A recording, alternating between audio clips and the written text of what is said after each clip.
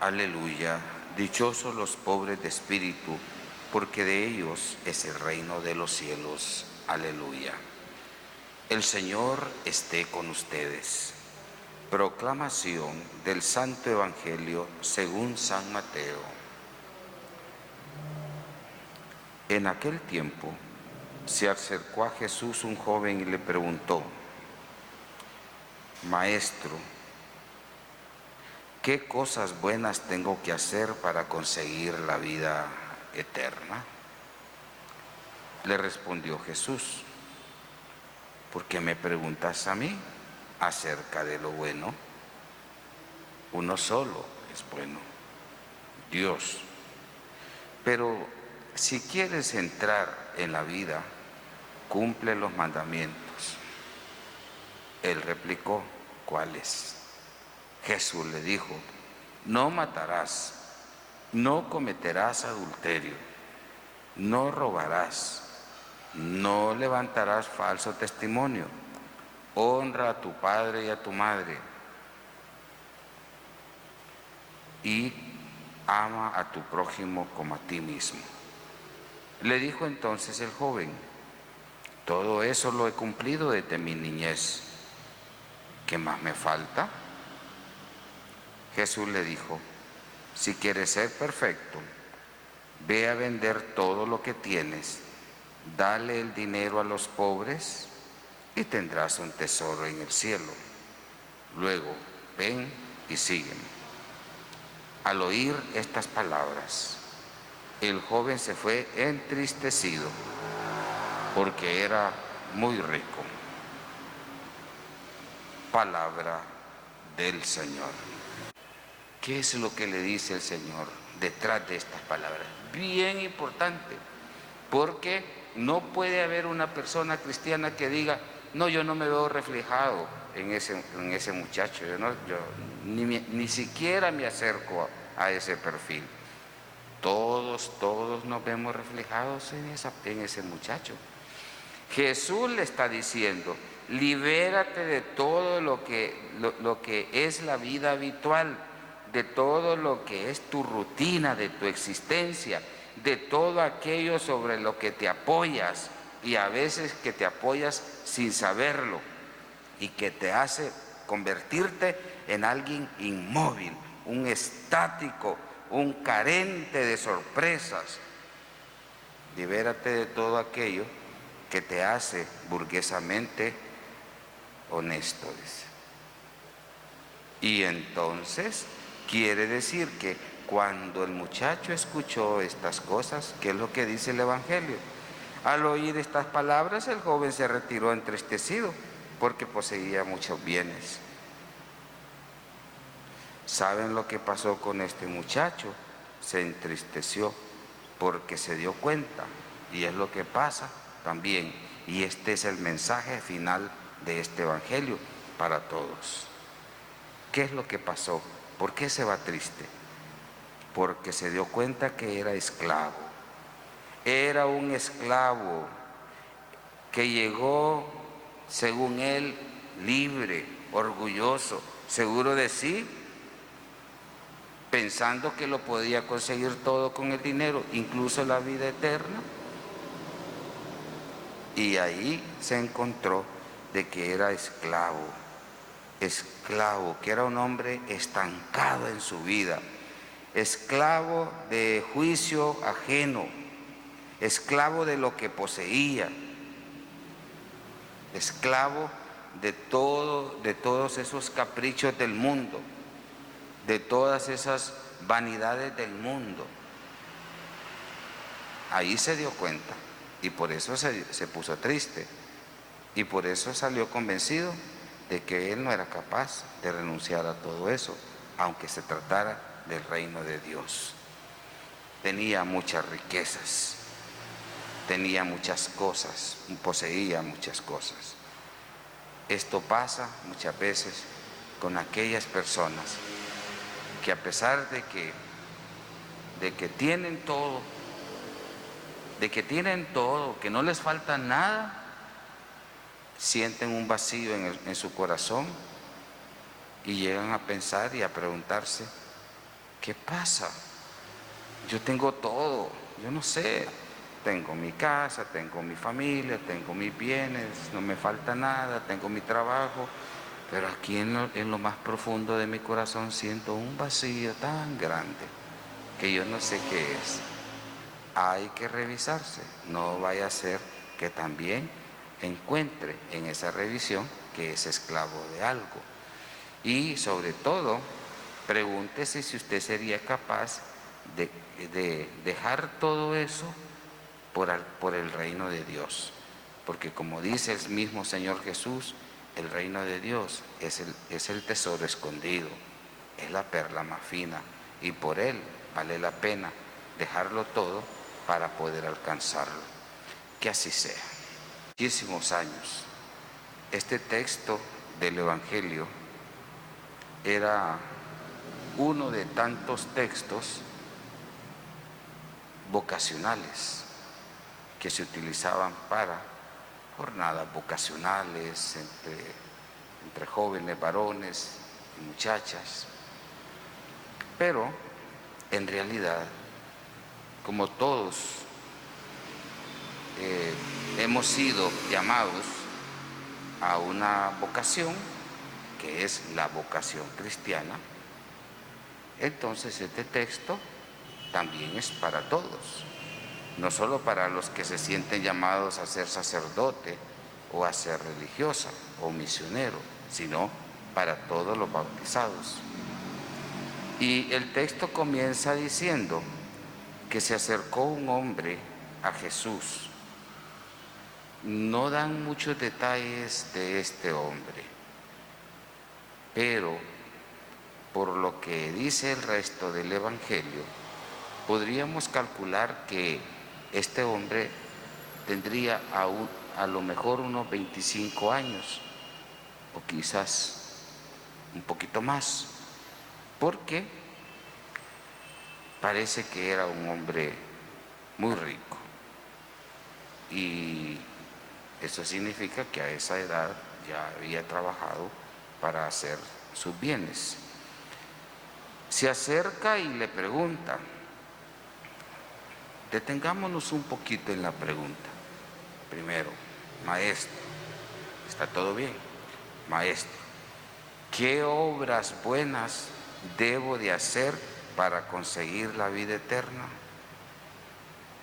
¿Qué obras buenas debo de hacer para conseguir la vida eterna?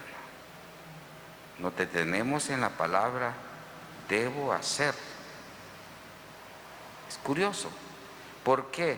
Porque parece que este muchacho es un hombre muy preocupado del hacer. ¿Qué debo de hacer? O, en otras palabras, como era rico, ¿qué bienes son los que yo debo de emplear para conseguir la vida eterna? Es un hombre, por lo que dice el Evangelio, acostumbraba a comprar. Sabe que todo tiene un precio, que el hombre rico puede hacer muchas cosas. Cree que tiene mucha confianza en la eficiencia. Con el dinero todo se consigue. Por eso es que, según él, detrás de esta pregunta, ¿qué debo de hacer para conseguir la vida eterna? Es como si le estuviera diciendo al Señor, Señor, ponme una meta, aunque sea una meta, si es económica, no importa si es una meta económica alta, de modo que yo pueda intentar cumplirla para alcanzar la vida eterna. Es un hombre que dice inmediatamente, ¿cuánto cuesta? Como quien dice, si he comprado todo lo que he querido en mi vida con lo que tengo, pues también puedo comprar pues mi participación en el reino. ¿Cuánto cuesta? Yo estoy dispuesto a pagar. Un hombre práctico, dispuesto a poseer mediante el dinero incluso la vida eterna.